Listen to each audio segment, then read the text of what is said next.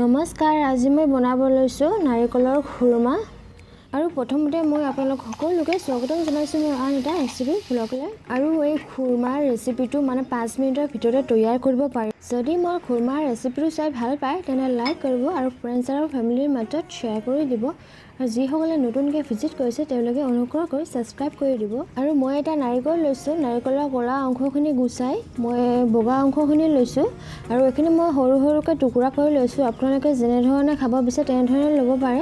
আৰু মই ইয়াতে 1 কাপ চেনি লৈছোঁ। আপোনালোকে যেনেকুৱা মিঠা খাই ভাল পায় তেনেকুৱা ল'ব। আৰু মই ইয়াতে চুগাৰ ফ্ৰী চেনি ব্যৱহাৰ কৰিছোঁ। আৰু এতিয়া মই নাৰিকল আৰু চেনিখিনি মিক্স কৰি ল'ম। আৰু এতিয়া ডাঙৰ টুকুৰা ৰৈ গৈছে, এইখিনি সৰুকৈ কাটি ল'ম। আৰু এনেকৈ মই এইখিনি অলপমান সময়ৰ কাৰণে থৈ দিম। আৰু এতিয়া মই গেছৰ ফ্লেমত এখন কেৰাহী দিছোঁ, ননষ্টিক কেৰাহী। আৰু কেৰাহীখনত মই ঘিউ চিউ একো ব্যৱহাৰ কৰা নাই।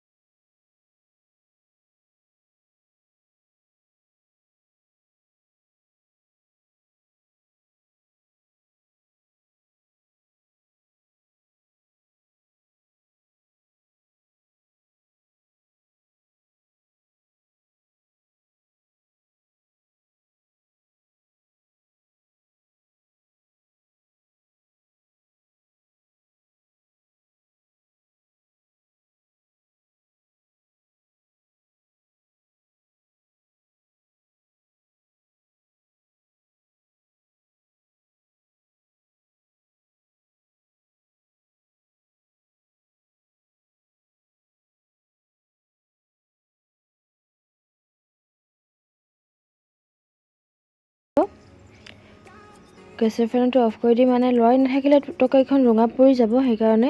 আৰু এইখন অলপ অলপকৈ ৰঙা পৰিব ধৰিছে।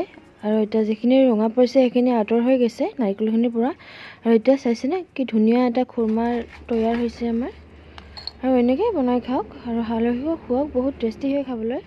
আপোনালোক সকলোকে ভিডিঅ'টো চোৱাৰ বাবে বহুত বহুত ধন্যবাদ।